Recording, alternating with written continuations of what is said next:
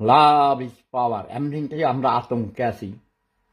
ইউরোপে যুদ্ধ চলছে, ইউক্রেন এবং রাশিয়ার যুদ্ধ, আবার নতুন করে প্রায় 6 মাস থেকে যুদ্ধ চলছে প্যালেস্টাইন এবং ইসরায়েলের মধ্যে।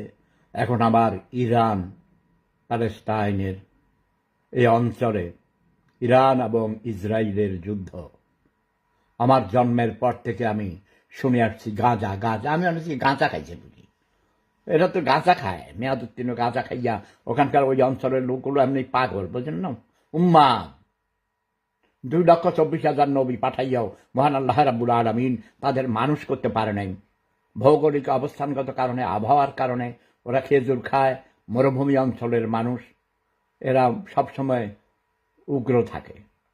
আর ধর্মীয় উন্মাদনা, ধর্মীয় কুসংস্কার, মিথ্যা ধর্ম